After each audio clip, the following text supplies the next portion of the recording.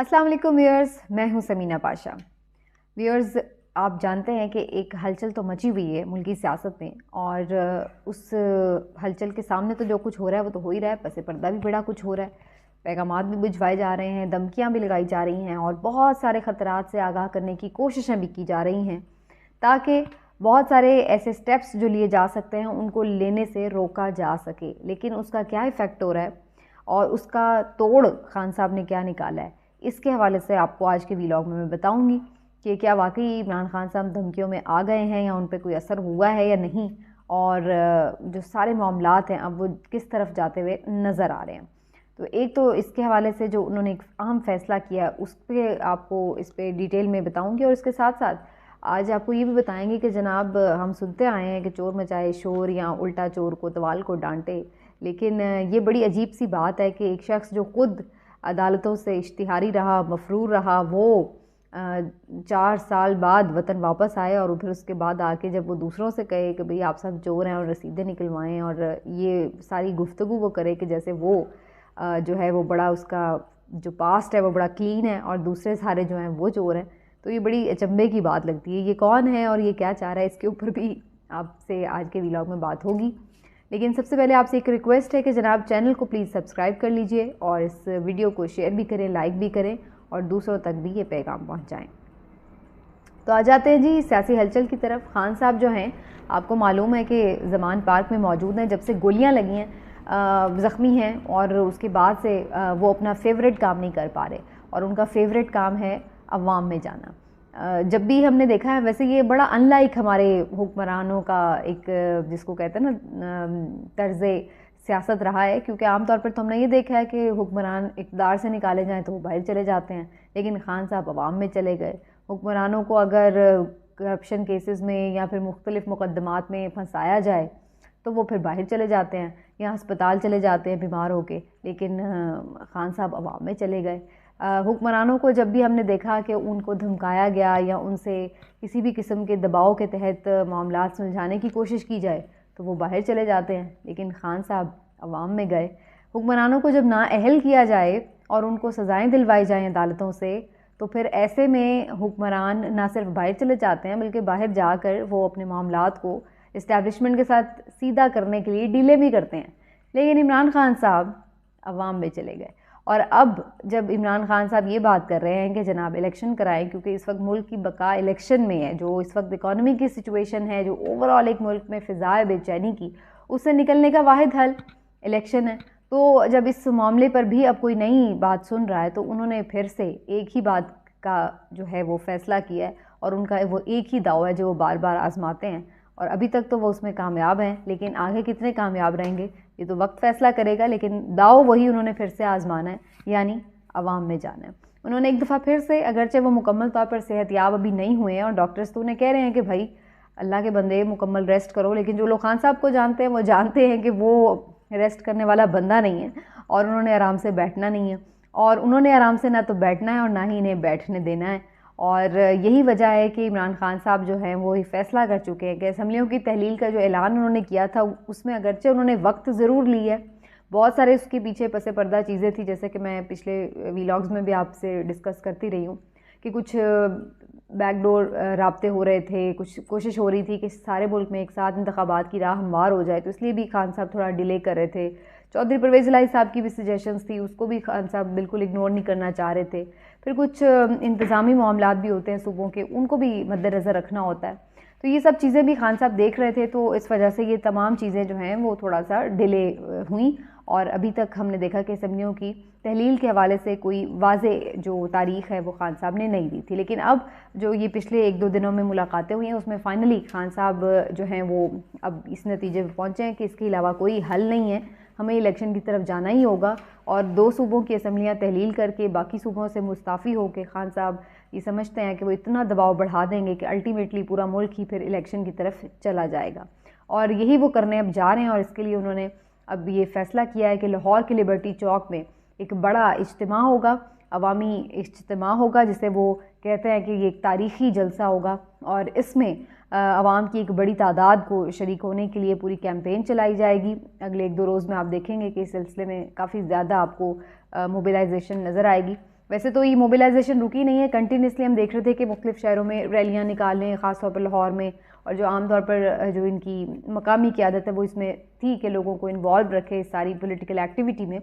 लेकिन अब बहरहाल खान साहब जब आएंगे तो ज़ाहिर है फिर अक्सर एक डिफरेंट माहौल हमें देखने को मिलता है। तो अब ये कि लिबर्टी चौक में खान साहब जो हैं वो एक बड़ा जलसा करेंगे। लिबर्टी चौक यूँ भी पाकिस्तान तहरीक इंसाफ की, जिसको कहते हैं ना, एक उन्होंने अपनी मोनोपली बना ली है उसके ऊपर, कंटिन्यूसली 6-8 महीने से वहाँ पर रेगुलर प्रोटेस्ट किए हैं और काफ़ी बड़े बड़े वहाँ पे लोगों ने इज्तिमा किए हैं। तो उससे एक अच्छी उनकी जो है ना याद वाबस्ता हो गई है पीटीआई की लिबर्टी चौक के साथ। तो जिसको कहते हैं ना पंजाबी में मल मार ली है, तो कुछ इस टाइप की सिचुएशन है। तो बहरहाल जनाब, अब आमतौर पर यही देखा गया है कि खान साहब अब जलसा करते हैं, लोग बड़ी तादाद में आ जाते हैं, लेकिन क्या उतना बड़ा ऐलान हो जाएगा उस दिन? फाइनली डेट आ जाएगी तो इसका कभी इम्कान है कि खान साहब अगर हफ्ते के रोज़ ये जलसा कर रहे हैं तो फिर उसके बाद उस दिन वो अनाउंसमेंट कर देंगे कि अगले 1, 2 या 3 या 4 या 8 जिस दिन भी उन्होंने असम्बली तहलील करनी है उसका डेट अनाउंसमेंट कर देंगे। तो ये एक बड़ा बॉम्ब शेल होगा इस हुक्मरान जमात के ऊपर, जो इससे पहले तो ये कहती थी कि आप ज़रा करें फिर हम इलेक्शन दे देंगे, फिर कहती थी कि जब उन्होंने कहा कि मैं करने लगा हूँ तो फिर कहने लगे नहीं, हम हर सूरत रोकेंगे, हम अदब एतमाद ले आएंगे, हम गवर्नर राज लगा देंगे, हम ये कर देंगे, हम वो कर देंगे। लेकिन जब वो आईनी सूरत उसकी भी कोई नहीं निकली तो फिर उन्होंने सोचा कि यार ये तो बात नहीं बन रही। तो फिर इवेंचुअली अब उन्होंने ये कहा कि हम इलेक्शन लड़ेंगे, आप करवा लें और हम इलेक्शन लड़ेंगे आपके ख़िलाफ़। तो अब वो इस मोड पे भी आ चुके हैं। लेकिन अब अल्टीमेटली थोड़ा सा चेंज लग रहा है कि कभी कहते हैं कि हाँ देख लेंगे बात करके भी, ये वो वगैरह वगैरह। तो अब उनको कुछ समझ नहीं असल में लग रही कि स्ट्रैटेजी बनानी क्या है। लेकिन असल में अब खान साहब जो हैं वो देखते हैं कि क्या ऐलान इसमें करते हैं, और एक बॉम्ब शेल की तरह ये ऐलान जो है वो पीडीएम के ऊपर मुसल्लत होगा और अल्टीमेटली उन्हें इसके ऊपर रिएक्ट करना पड़ेगा। और उनका प्रॉब्लम ये है कि ज़ाहिर जब तक मियाँ साहब ना वापस आ जाए, उनका केस ना ख़त्म हो जाए, वो नहीं चाह रहे थे कि वो इलेक्शन में जाएं, क्योंकि वो चाहते हैं कि मियाँ साहब आएँ, वो आके लीड करें इलेक्शन कैंपेन को, तो उनको सियासी तौर पर काफ़ी वो फ़ायदेमंद साबित हो सकता है। अगरचे मेरी तो ज़ाती राय इससे मुख्तलिफ है। मेरा नहीं ख्याल है कि इस वक्त जो एक वेव जनरेट हो चुकी है उसमें कोई बहुत ज़्यादा डेंट मियाँ साहब डाल सकते हैं। थोड़ा बहुत तो फ़र्क पड़ेगा ऑब्वियसली, जब अपना जो एक लीडर बीच में आता है सियासी जमात का, तो उसके आने से वोटर सपोर्टर मुतहरिक होता है, चार्ज होता है, तो थोड़ा फ़र्क तो पड़ेगा। और ज़ाहिर है वो आके अपना एक नैरेटिव बिल्ड करने की कोशिश भी करेंगे। लेकिन अगर आप ये कहें कि वो बिल्कुल ऑल टुगेदर सीन को चेंज कर देंगे तो ऐसा बज़ाहिर मुमकिन नज़र नहीं आ रहा, क्योंकि उन्होंने बहुत पहाड़ जैसी गलतियाँ की हैं। मुल्क से बाहर जाकर झूठ बोलकर अदालत से जाना, वहाँ जाके इलाज ना करवाना, और फिर उसके बाद सियासी सूरत हाल में डील करके और फिर वापस आना, अपने बयानिए को दफन करना, ये वो फाश गलतियाँ जो मियाँ साहब ने अपनी सियासत में की हैं, जिसके बाद मुझे नहीं लग रहा कि वो वापस आकर दोबारा कोई नज़रियाती लीडर के तौर पर अपने आप को साबित कर सकेंगे और लोग फिर उसी तरह उनको मान भी लेंगे। तो बहरहाल ये एक अलग बात है, उस पर फिर कभी डिस्कस करेंगे डिटेल में। लेकिन एक और नज़रियाती वापस आया, ज़रा उसके ऊपर ज़रूर मैं बात करना चाहती हूँ। वैसे तो सुलेमान शहबाज की कोई सियासी तौर पर इतनी बड़ी कदावर शख्सियत ये नहीं है, और ना ही हमने कभी देखा है कि वो PMLN में कोई सियासी तौर पर बड़ा अहम किरदार अदा करते रहे हों, ना ही उनको सियासी जो एक्टिविटीज़ हैं उसमें उतना से इन्वॉल्व देखा है। हमज़ा शहबाज जो दूसरे साहबजादे हैं शहबाज शरीफ साहब के, वो आप जानते हैं कि हमेशा से एक पॉलिटिकल एक्टिविस्ट हमें नज़र आए हैं, और हमेशा वो अपनी जो ऑर्गेनाइज़ करना टीम को और मैनेज करना चीज़ें इलेक्शन डे पर और ये वो और बल्दियाती और तंजीमी मामलात, ये बहुत हद तक उसमें हमज़ा शहबाज जो इन्वॉल्व रहे। लेकिन सुलेमान शहबाज हमें उस तरह से नज़र नहीं आया, और उनके बारे में हमेशा से जो एक इमेज है वो बिज़नेस बॉय का रहा है कि जनाब वो कोई बिज़नेस के जो मामलात हैं सारे वो डील करते हैं।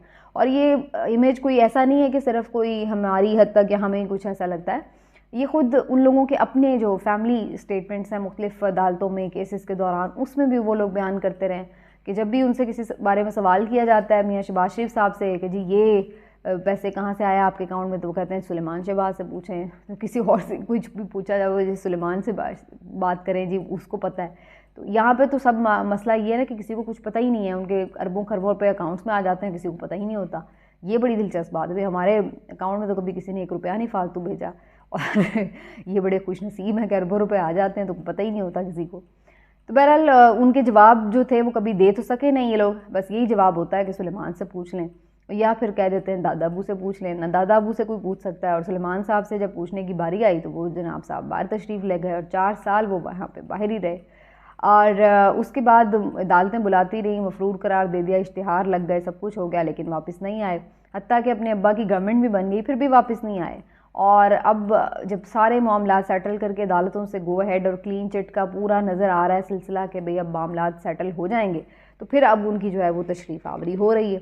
अब वो तशरीफ़ आवरी जब उनकी हुई है और जिस तरह से उनका इस्तकबाल हुआ है, उसके ऊपर भी बड़ी तनकीद हुई है कि भाई वो क्या, कौन सा भाई पाकिस्तान के लिए कारनामा सर अंजाम देकर वापस आ रहे हैं, या कौन सा कोई उन्होंने मुल्क के लिए मेडल हासिल करके कोई बड़ा पाकिस्तान का नाम रोशन कर दिया है, या कौन सा वो कोई मुल्क फ़तह करके आ रहे हैं। क्या उन्होंने आखिर कारकर्दगी ऐसी दिखा दी है कि उन्हें इतना सरकारी प्रोटोकॉल देकर और वज़ीर आज़म साहब उनको फूलों के हार पहना कर इस तरह से लेकर आ रहे हैं कि जैसे कोई बड़ी कोई जद्दोजहद करके और पता नहीं कौन से कारहाय नुमाया सर अंजाम दे के वो तशरीफ़ लाए हैं।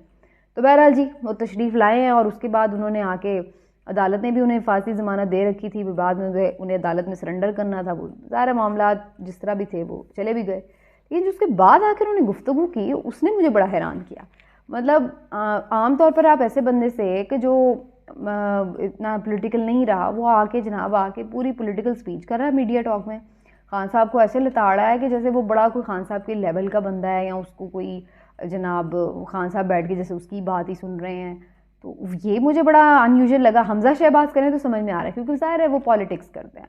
तो सुलेमान शहबाज का उस तरह से क्या किरदार रहा है पॉलिटिक्स में कि जो अचानक उसको आके उसमें किसी ने चाबी भर दी और वो आके शुरू हो गए, वही कैसेट चला दी उन्होंने जो बाकी सारे उनके फैमिली मेम्बर्स चला रहे हैं। तो वो जनाब आके पहली जो उन्होंने बात की जिस पर यकीन मानिए मेरी तो लिटरली हंसी निकल गई, और वो थी कि जी रसीदें लिखाए न्याजी। वो अल्लाह के बंदे, आप लोगों से सालों साल से नैब रसीदें मांग रहा है, आपसे सालों साल से अदालतें रसीदें मांग रही हैं, और आप लोगों ने एक रसीद प्रोवाइड नहीं की। आप लोगों को किसी चीज़ का पता ही नहीं होता।